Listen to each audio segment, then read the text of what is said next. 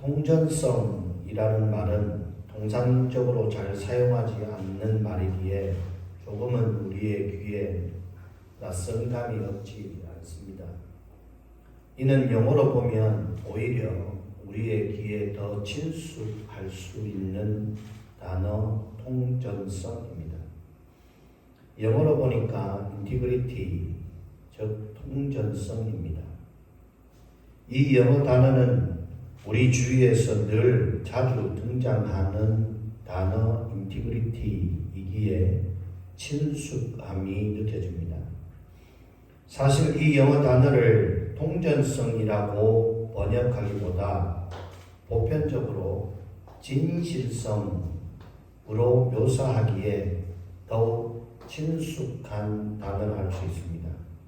하지만 저는 오늘 좀 어색할 수 있는 integrity, 통전성으로 명하려고 합니다. 이 정도 되면 통전성과 진실성이 하나의 어원을 가지고 같은 단어로 통용될 수 있음을 우리는 짐작할 수 있습니다. 오늘 우리는 2024년 부활주의를 맞아 왜 통전성을 말하느냐는 질문이 나올 수 있습니다. 그것은 우리가 늘 배우고 늘 귀로 듣고 우리의 입으로 말하는 부활에 대한 이야기를 나누기 전에 얼마나 나는 부활에 대한 확신과 믿음을 가지고 이러한 고백들을 하면 그래서 그 결과 나의 삶에 얼마나 부활, 즉 구원에 대한 통전성을 가지고 살아가는지 생각해 보려 하기 때문입니다. 독일의 한 가정에 소년이 있었습니다. 이 소년은 어릴 때부터 유대인의 교육을 받아서 주일마다 회당에 나가는 것을 즐겨 하였습니다. 그리고 그런 삶을 기뻐하는 소년이었습니다. 이 소년이 이렇게 유대교인의 삶을 살 수 있었던 것은 바로 그 가장이 아버지와 어머니가 유대인이었고 이를 잘 지키며 살아온 분들이었기에 이 소년은 태어날 때부터 자연스럽게 유대교인의 교육과 유대회당을 즐겨 찾게 되었던 것입니다. 그런데 이 가정에 작은 어려움이 찾아왔습니다. 아버지의 사업으로 인해 이 가정이 이사를 가게 되었고 그렇게 이사를 간 마을에서는 불행히도 유대회당이 없었습니다. 그럼에도 이 소년의 아버지는 그 마을로의 이사를 미루지 않고 강행하였습니다. 그리고 우려하던 대로 유대회당에 나가지 못하게 되었습니다. 그런데 그 마을에는 루터교를 믿는 신앙 공동체의 마을이었습니다. 그래서 이 마을 사람들은 누구나 루터 회당에 가게 되었습니다. 마을의 대부분의 유지들은 이 루터 회당에 참석을 하고 루터 교리에 따른 삶을 살아가고 있었던 것입니다. 우리는 여기에서 이 당시 독일이라고 하는 나라의 특성상 마을과 부락을 이루는 그 단위들이 종교에 대한 신앙으로 뭉쳐져 있는 것을 알 수가 있습니다. 결국 이 소년의 아버지는 유대교인의 삶을 뒤로하고 자신의 사업과 가정이 먹고 살기 위해 인맥을 쌓기 위해 루터 회당으로 발걸음을 옮기게 되었습니다. 그런데 이 일로 인해 가난하지만 평안하던 가정은 작은 불씨가 싹튀게 되었습니다. 평소 아버지를 존경하고 따르던 아들이 아버지의 이 같은 행동과 결정에 반발심이 생기게 되었고 급기야 가정을 떠나게 되는 일이 발생하였습니다. 소년은 성장 시기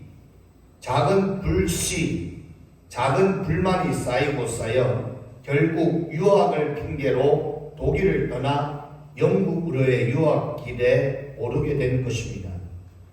이렇게 유학길에 오는 소녀는 영국의 박물관에서 고민과 번민에 사로잡히게 됩니다.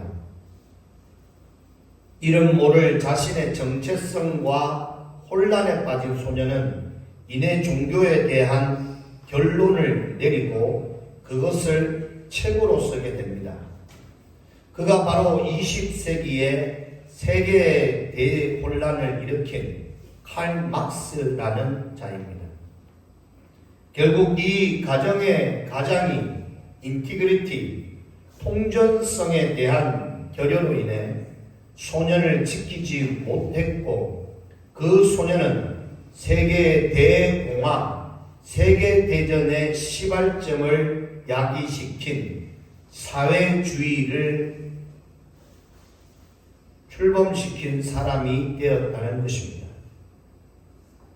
이 칼막스가 그 당시 썼던 책의 내용은 종교는 우리의 삶에 있어 아편과 같은 독이다. 달고 오묘하게 느껴지지만 거기에 젖어들면 빠져나올 수 없는 내 몸과 내 가정을 해치는 종교다. 그래서 그는 사회주의, 우리가 아는 공산주의의 이론을 펼쳤게 된 것입니다.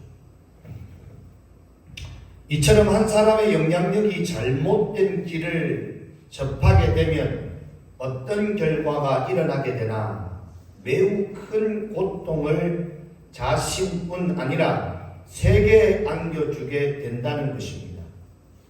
결국 오늘을 살아가는 우리가 지켜야 할 마음가짐은 이러한 인티그리티, 통전성에 대한 자기 점검과 몸부림이 있지 않으면 나의 삶에 큰 오점을 남기는 것뿐만이 아니라 진실성의 결여는 세계에 큰 오점을 남기게 될 수도 있다는 것입니다. 세계의 오점은 곧 리더십이 있어야 가능한 것이 아니라 사회에 불만을 가진 한 사람으로도 충분할 수 있음을 우리는 잘 알고 있습니다. 지난 수년 전 대구 지하철 참사가 그러했습니다. 불만을 가진 한 사람이 지하철에 불을 지르고 수천 명이 이유도 모른 채 죽음과 생이별을 맞이하게 된 사건입니다.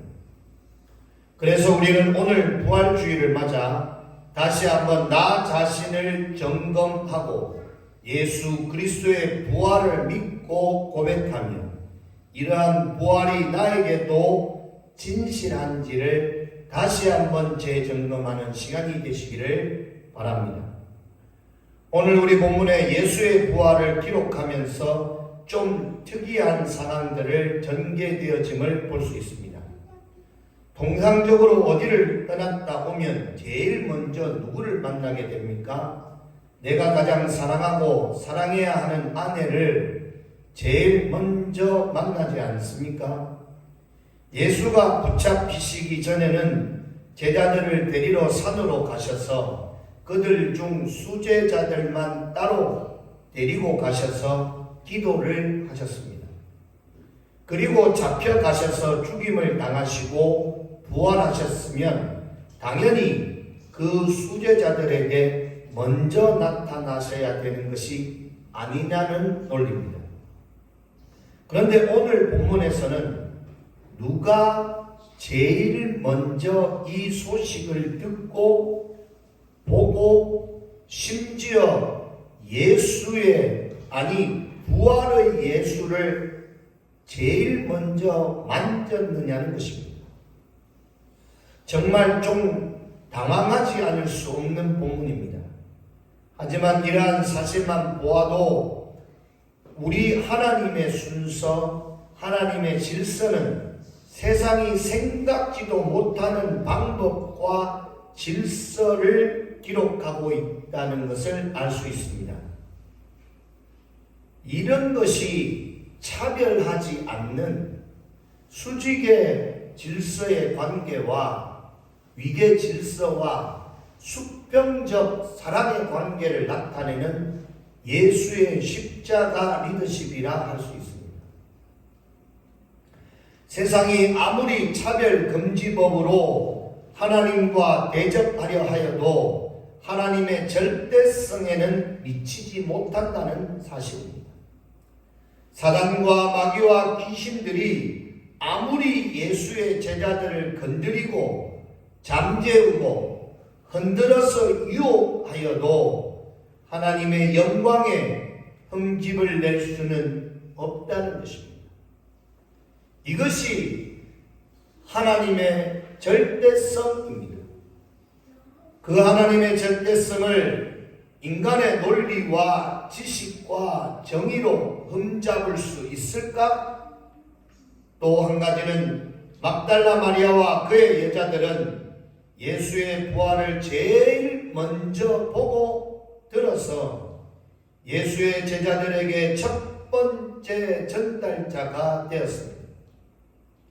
거기에서 그치지 않고 부활의 예수님을 제일 먼저 만진 자가 되었다는 사실을 오늘 우리 본문은 기록하여 2000여 년 동안 전 세계에 전하고 있다는 사실입니다.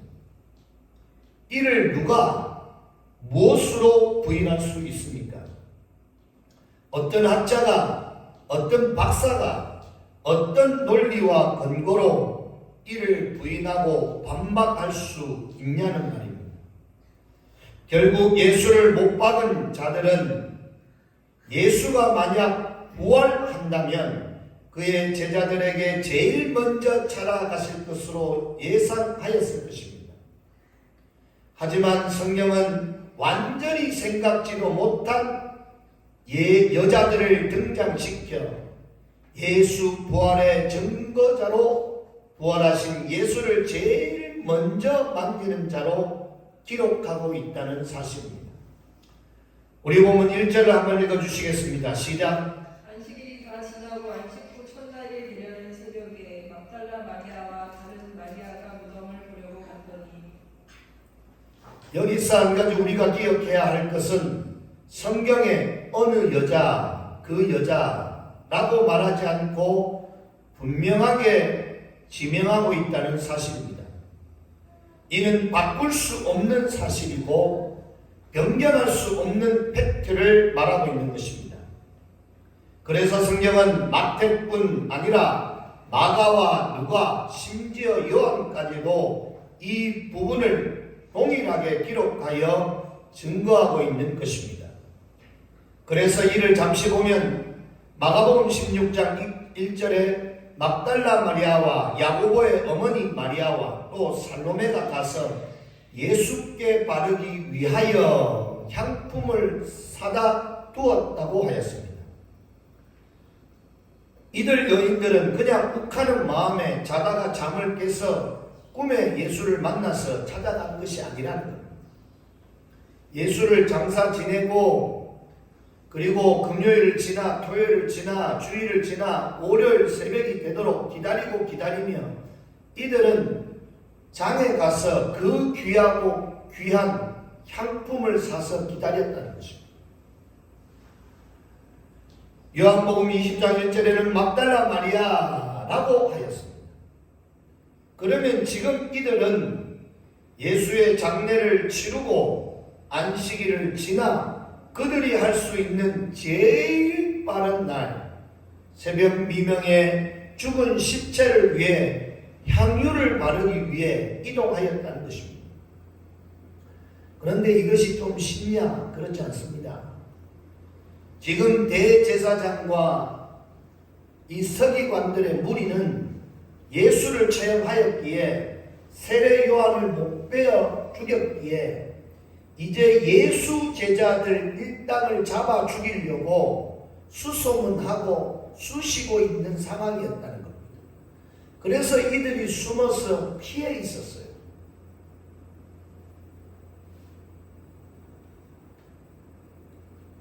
여기서 우리는 한 가지를 유추해 볼 수 있습니다. 만약 칼 막스의 아버지의 통정성에는 문제가 생겨도 그 어머니의 진실성이 남아 있었다면 과연 어떠했을까 생각해 보지 않을 수 없습니다.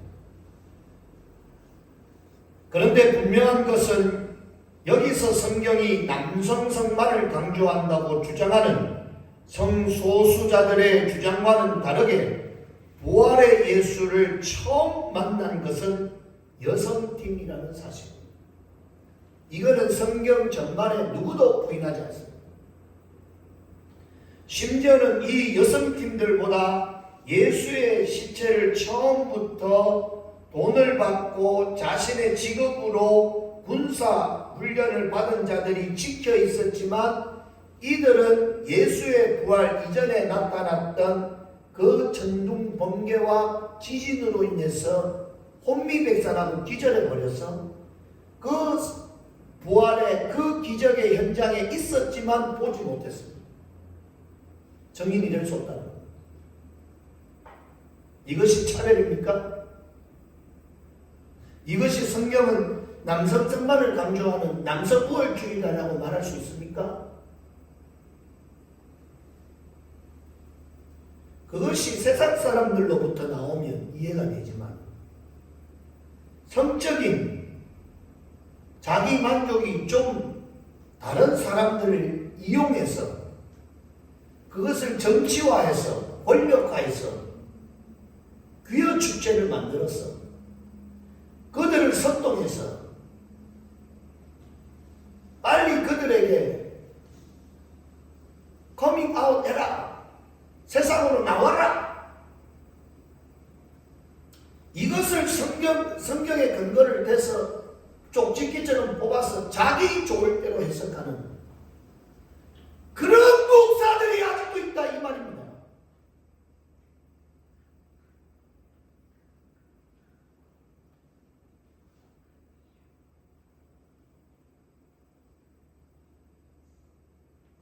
밥벌어지만도 못한 자들.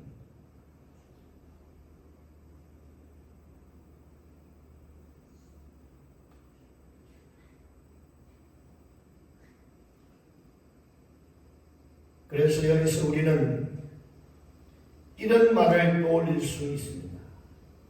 여자는 약해도 어머니는 강하다. 제가 여담으로 김천중앙초등학교의 학부모회의에서 어머니들을 추천한 이유가 있습니다. 여자는 약해도 어머니는 강하기 때문에. 아버지들은 뭐 하는 사람들이냐? 그 약한 여자들을 돕고 협력 관계이다. 또 저한테 여성 우월주의 목사다 이런 소리 하지 마세요. 오늘 성경이 그렇게 보이지 않습니까? 이들은 여자로서는 약해서 예수가 십자가에 못 박혀 돌아가실 때 한마디 발언도 하지 못하는 성경에 기록되지 못한 자들이지만 예수 시체에 가장 먼저 찾아간 향유를 준비한 자들이에요.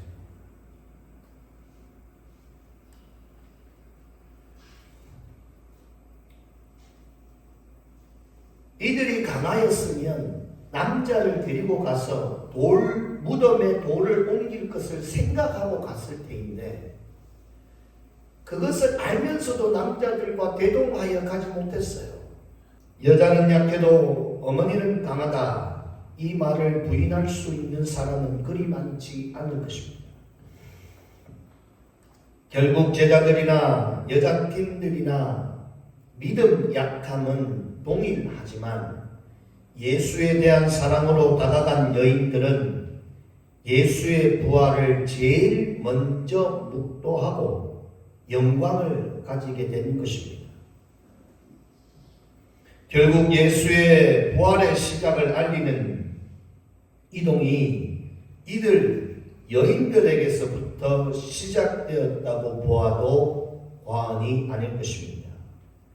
무덤을 보려고 갔더니 2절 다 같이 한번 읽어주시겠습니다. 시작. 큰 지진이 나며 주의 천사가 하늘로부터 내려와 돌을 굴려내고 그 위에 앉았는데 아니 기적이 일어났으면 빨리 제자들을 찾아가야지 그곳에 앉았다라는 말이 너무 여유로워 보이지 않습니까? 제일 먼저 부활하신 예수가 누구를 만나러 가야 됩니까? 자기가 그렇게 가르치고 마지막까지 따로 불러서 기도시켰던 그 잠들었지만 나를 부인하였던 베드로를 만나러 가야 되는 거 아니냐 이 말입니다. 세상이 무서워 권력이 무서워 숨어있는 그 제자들을 안도하러 가야 되는데 앉아있다. 결국 이러한 천재지변은 예수의 무덤에 찾아간 여인들뿐 아니라 기도하던 제자들, 심지어 로마 병사들, 대제사장들도 모르지 않을 상황이었을 것입니다. 결국 새벽 미명에 모두의 잠을 깨우는 지진이었을 것입니다.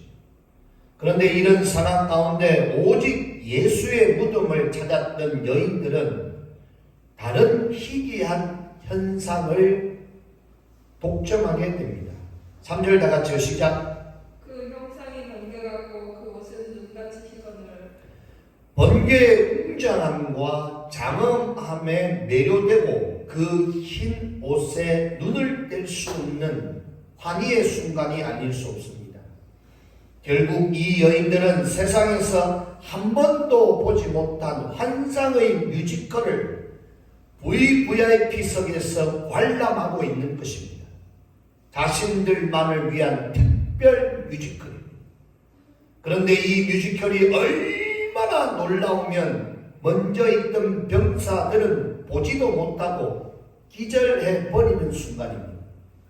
결국 영광의 자리, 부활의 자리에 있는 것이 필요한 것이 아니라 그 자리에 어떤 자세와 마음가짐으로 있느냐가 중요하다는 것을 말해줍니다. 어느 노 장로님이 하시는 말씀이 목사님 내가 다녀보니까 큰 교회라고 은혜 받는 것이 아니고 작은 교회라고 은혜 못 받는 것이 아닙니다 라고 말하는 고백을 들었습니다. 물론 그렇다고 해서 작은 교회라고 다 은혜 받는다는 것은 아닙니다. 결국 교회의 크기와 성도의 모임의 규모가 나의 영적 상태, 즉 부활의 예수를 만나고 만지는 것이 아니라는 사실입니다. 그래서 우리는 어디에서 예배를 드리든지 꼭 기억할 것이 나의 마음 자세, 나의 간구함이 필요하다는 것입니다. 무덤 앞을 누구보다 오래 지키던 군인들은 죽은 시체를 지키기 위한 직업인들이었다면 예수의 시체에 향유를 바르기 위해 찾아온 여인들은 그 예수를 만나게 되었다는 것입니다.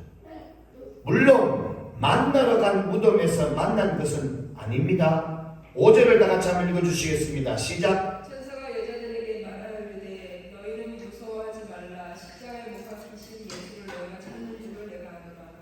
결국 지금 여인들의 상태를 정리해 보면 예수가 채찍에 맞은 것을 보고 예수가 골고다 언덕으로 끌려가는 것을 보고 결국 십자가에 매달려 손과 발과 옆구리에 창에 찔린 것을 보았습니다.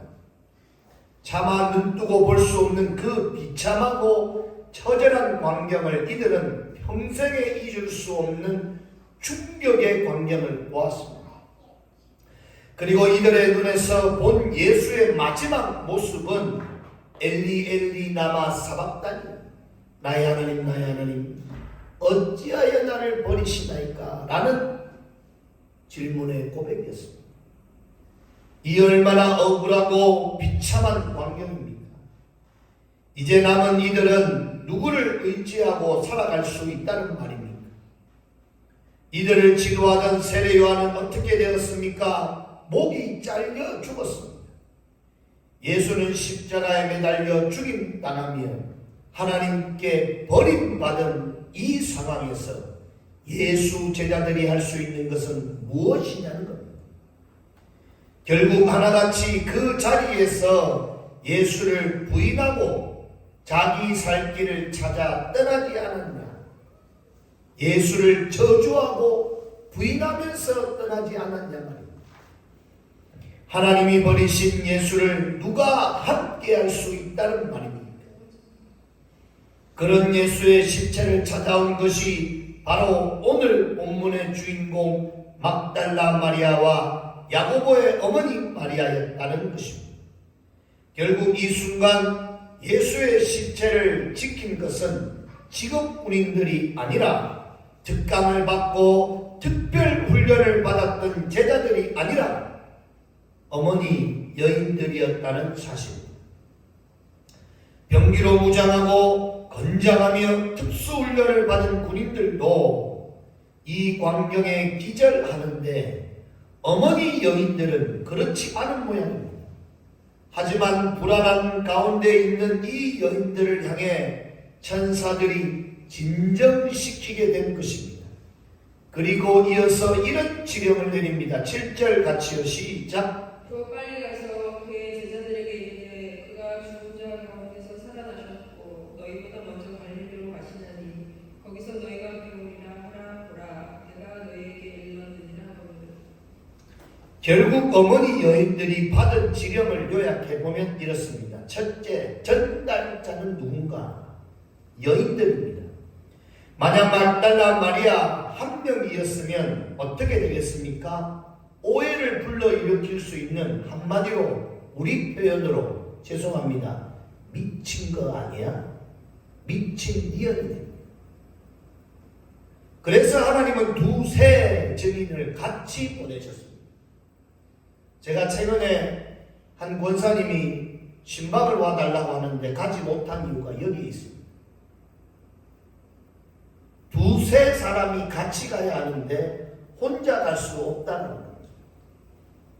마가복음 16장 8절에 여자들이 몹시 놀라 떨며 나와 무덤에서 도망하고 무서워하여 아무에게 아무 말도 하지 못하더라고 했습니다. 그리고 그 내용의 첫 번째는 죽은 자 가운데서 살아나셨다라고 하는 것입니다. 뭐라고요? 살아나셨다.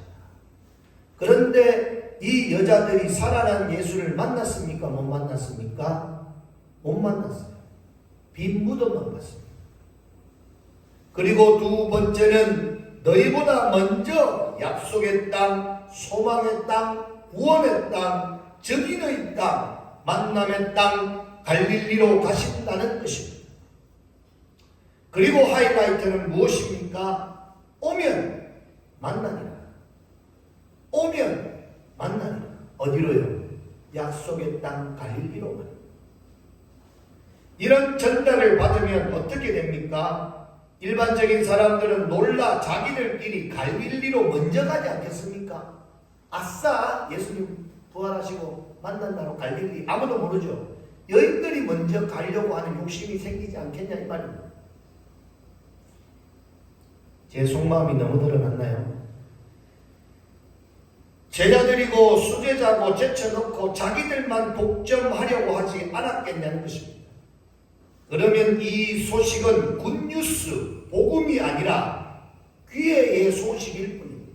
먼저 들은 사람이 독점하는 기회일 뿐이다.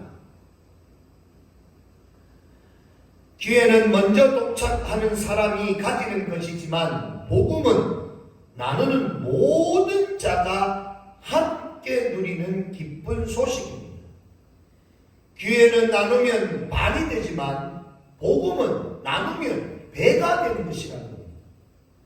갈릴리는 기회의 땅이 아니라 나눔의 땅이요 기쁨과 환희의 땅이라는 것입니다. 왜 성경은 이 중요한 예수의 부활의 증인을 제자들이나 수제자나 남자들로 구성하지 않고 여자들, 그것도 나이든 어머니 여자들로 구성하고 있냐는 것입니다. 이들은 자기 희생을 아는 사람들이었습니다. 이들은 자신의 몸을 내어 줘본 경험이 있는 자들이었습니다. 이들은 자신의 이익보다 자녀의 이익을 위해 수고해 본 자들이라는 것입니다. 그래서 예수의 제자들도 필요하지만 이들에게 예수 제자들에게 복음을 전달할 어머니 팀들이 필요했던 것입니다. 이것이 꼭 우리의 신체, 몸의 구조체를 닮았습니다. 몸을 튼튼하기 위해서는 무엇이 필요합니까? 뼈가 튼튼해야 합니다. 그런데 우리가 기준으로 보는 미의 기준은 아름다움의 기준은 뼈가 아니라 자신의 몸, 살과 피부라고 할 수 있습니다. 그런데 여기서 살과 근육과 피부가 중요하다고 해서 뼈를 빼버리면 어떻게 됩니까? 하지만 사람들 사이에서 아름다운 미의 기준은 뼈가 아닐 것입니다. 그런데 이처럼 뼈가 뼈로만 존재하느냐? 그렇지 않습니다. 뼈와 뼈 사이에는 이들을 이어주는 부분이 필요한 것입니다. 결국 교회 공동체에서 우리 각자가 해야 할 일은 서로의 높고 낮음을 정하는 기준이 아니라 모두가 각자의 자리에서 최선을 다할 때 아름다움을 나타낼 수 있다는 것입니다. 심지어 베푸는 자가 있으면 베품을 받는 자도 필요하다는 겁니다. 나는 교회에서 찬양으로 섬기고 말씀으로 섬기고 안내로 섬기고 청소로 섬기는 것만 자꾸 생각하는데 나는 이러한 것을 받는 수혜자도 필요하다는 거예요. 내가 먹을 것이 있는데 이것을 누구에게 줄 때 그것을 받는 사람이 고맙게 받아주는 사람이 있어야 아름다움이 형성되는데 내가 먹을 음식을 내가 누군가에 나눠주려고 줬는데 그 사람이 안 받고 떨어뜨렸어요. 그리고 가버렸어요. 그럼 그게 뭡니까? 쓰레기 투척이죠. 음식물 투척입니다.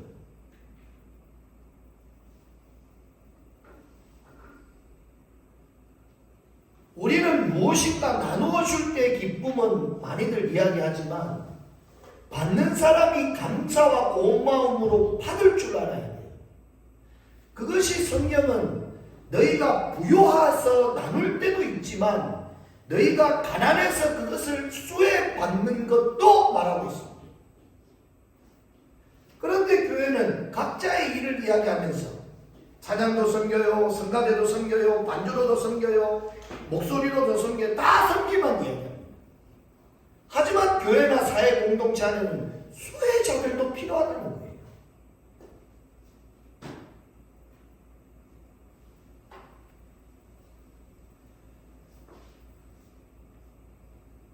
섬기는 것을 잘하는 사람은 헬프 일을 잘 못합니다. 어떤 사람이 헬프 일을 못하냐? 자존심이 강한 사람이 헬프 일을 잘 못합니다. 이런 예를 들어서 죄송하지만 우리나라 갓선 선비들 곧 굶어 죽어도 헬프미 하지 못하는 선비들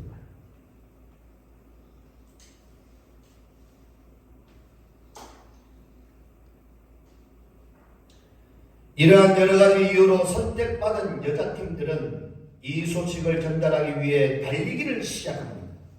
두려움과 기쁨을 믹스해서 오감을 자극하며 초인간적인 힘을 발휘하여서 전력 질주합니다. 하지만 어머니 여자들이 얼마나 달릴 수 있겠습니까? 100m, 200m, 500m, 800m 실감이 되시죠?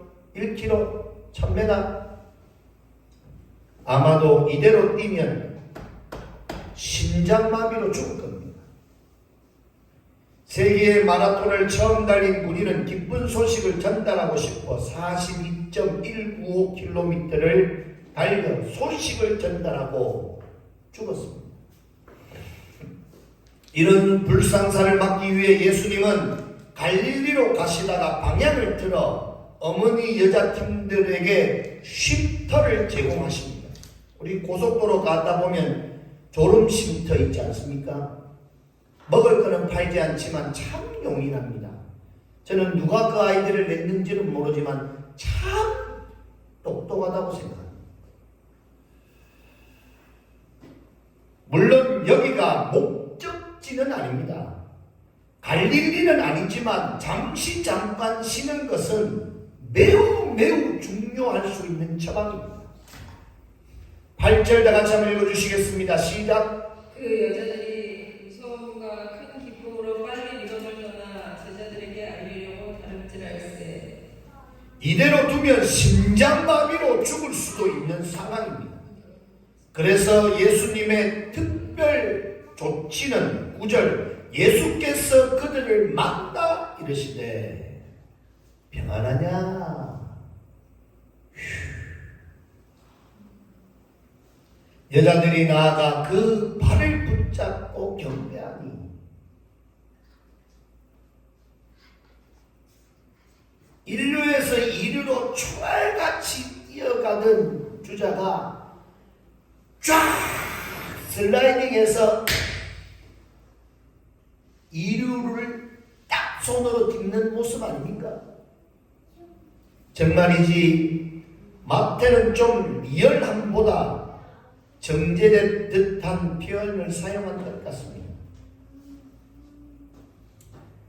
죽기 살기로 피범벅이 되었던 예수, 살이 찢어지고 손바닥에 발바닥에 온몸이 피투성이가 되어 굳어진 예수의 모습을 생생히 보았던 여자들이 그 모습을 상상하며 전심을 다해 뛰다가 앞에 사람이 보이는데 바로 예수, 그리고 멈추지 못하고 그대로 예수의 발 앞에 오그라지는 모양새입니다. 완전 이루스 슬라이딩 모습일 것입니다. 그런 만신창이가 된 여인들을 향해 예수님의 첫 말씀이 평안하냐? 이것이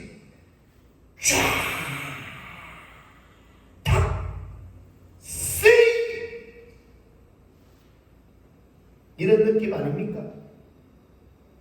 그리고 털털 털고 일어나는 이루스 주자 눈으로 보이는 예수님이 믿어지지 않아 제대로 볼 수 없던 여인들의 귓가에 자신들의 헐떡이는 숨소리와 함께 들리는 예수님의 목소리, 평안하냐? 여기에 무슨 대답을 할 수 있겠습니까? 여기서 무슨 제자들이며 대제사장들이며 군인들이며 무리들이며 무엇이 더 필요하겠습니까?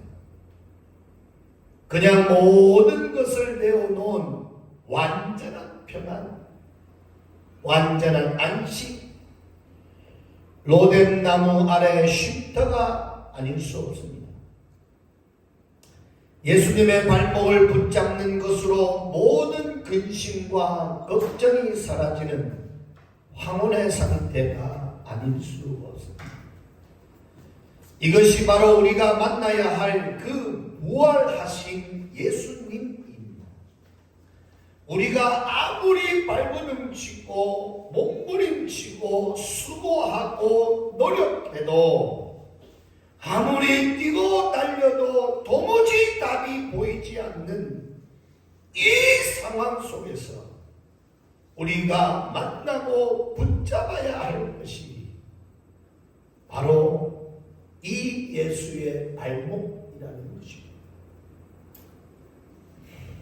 모든 걱정과 근심을 내려놓게 하는 발목입니다. 모든 아픔과 서러움을 뒤로 보낼 수 있는 발목. 나와 함께 걷고 나와 함께 뛰며 고통과 아픔을 함께 한 그 발목, 그리고 못에 박힌 그 발목. 말씀과 삶의 동전성을 이룩하신 그 예수의 발목. 오늘 우리가 함께 만지기를 원하는 것이 바로 이 발목이라는 것입니다. 꼭 기억하십시오. 교회가 아니라, 교회의 규모가 아니라, 교회 밖에서 죽도록 달리다가 마주친 나를 찾아온 그 발목이라는 사실을 꼭 기억하십시오. 그리고 기대하고 소망하십시오. 막달라 마리아와 여자팀들과 우리가 다른 것은 한 가지 그 발목을 모르고 달린 여자팀들과 지금 우리는 이를 기억하고 바라고 달리고 있다는 사실입니다. 이런 우리에게 예수님은 다시금 위로와 축복의 메시지를 안겨주십니다. 10절을 다같이 읽어주시겠습니다. 시작. 이에 예수께서 이르시되 무서워하지 말라. 가서 내 형제들에게 갈릴리로 가라 하라. 거기서 나를 보리라 하시니라고 하였습니다. 만약 다름질 하던 여인들을 예수님이 쉼터를 만들어주지 않았다면, 그래서 여인들이 예수님의 발목을 만지지 못하였다면, 예수님의 평안을 듣지 못하였다면 이들은 끝까지 다름질을 성공할 수 있었을까? 의문점을 가지지 않을 수 없습니다. 우리가 매주일 예배를 드리고 찬양과 경배를 드리는 이유가 바로 여기에 있습니다. 또한 우리가 모이기를 힘쓰고 노력해야 하는 이유가 바로 여기에 있다는 것입니다. 교회 공동체가 모여서 이러한 만남과 만짐과 위로가 있어야 한다는 것입니다. 오늘을 힘들게 살아가는 우리 모두가 이 여인들의 다름질을 닮았습니다. 그런 가운데 우리의 다름질을 세워 쉼터를 제공하시고 위로와 평안을 주시니 그의 발목을 붙잡고 만지는 은혜가 저와 우리 모든 성도님들에게 있기를 주님의 이름으로 축원합니다. 아멘.